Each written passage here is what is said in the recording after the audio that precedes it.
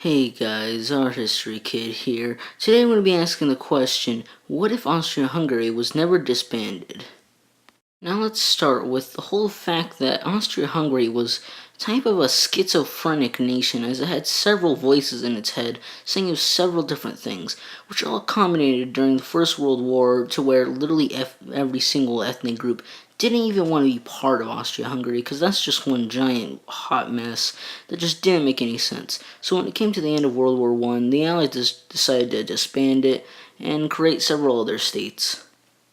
Now today, the question is, what if Austria-Hungary wasn't completely disbanded? Now, this is just saying to keep the Czechoslovakia region, but they'd still lose the other Transylvania and Bosnia regions, and Corsica to Italy.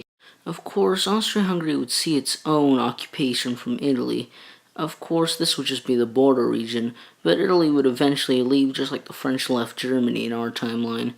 Of course, there would be nationalists trying to seize power in the newly Republican Austro-Hungarian state, as they did in Germany in our timeline. This would also cause a spread of fascism to Austria-Hungary, creating some type of nationalism over Austrians and Hungarians. Of course, this would also mean that Germany wouldn't get the brunt of all the war reparations. It would most likely be balanced between the two provokers of the war. But of course, this also wouldn't mean that Germany could easily just gobble up Austria-Hungary, as it did Austria in our timeline, as Austria-Hungary would be a pretty big state, and the Allies wouldn't want Germany to get that powerful that quickly. Germany would instead choose a more friendly approach to Austria-Hungary, forming a new alliance, the old Central Powers Alliance, letting Bulgaria in, since they had also suffered their own amount of war reparations and loss of land, and even fascist Turkey. Okay, quick stop in the scenario. I'm just going to refer to Austria-Hungary, as Hungary did more interesting things than Austria, and it's just really annoying to have to cut 15 times because I said Austria-Hungary wrong. Okay, back to the scenario. Hungary would then invade Yugoslavia, and then would plan an invasion of Italy with the Turks and Bulgarians. Meanwhile, Germany would decide, hey, this is a good time to invade Poland, so we'd invade Poland. Meanwhile, Rome has fallen, and Libya has also fallen to the Turks. This would cause the Allies to declare war on the Central Powers once again, initiating that they're aggressors. A lot of the same things would happen and that happened in our timeline would happen in this timeline. As in that, I mean, France and Belgium and Netherlands probably just leave because the Germans are invading.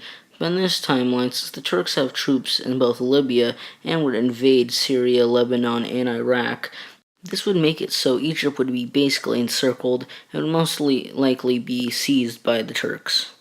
This would end the North Africa campaign, as the one place the British needed to maintain all of their empire was literally Egypt, and they lost it. Of course, seeing that the British fleet had been completely cut off, the Japanese would most likely attack British holdings along with Dutch holdings, bringing them further into the Central Powers. The British still wouldn't surrender, therefore Germany would just decide, hey, the Soviet Union looks pretty cool for resources, and they do what they do best and invade randomly, causing the Soviet Union to go to their stockpile of oil in the Caucasus, so they could win this war of attrition in this timeline. But uh-oh, here comes the Turks invading through the Caucasus. With German help, the Turks will easily capture the Caucasus, making this war of attrition much, much, much, much worse. This would make the British and the Soviets sue for peace, as they already lost a lot, creating a victory in the name of the Axis powers / Central Powers, meaning a Japanese victory, German victory, and Ottoman victory. Of course, this is where I'm going to leave off my scenario today. Yeah, this was kind of a rushed video, as I had several other things to do, such as schoolwork and other things. But of course, I still had a lot of fun making the scenario. Like if you thought the scenario was good. Comment if you think, there could have been any differences, or if you want to see me do any scenarios you want. Anyways, remember to subscribe if you like the content, and I'll see you guys next time.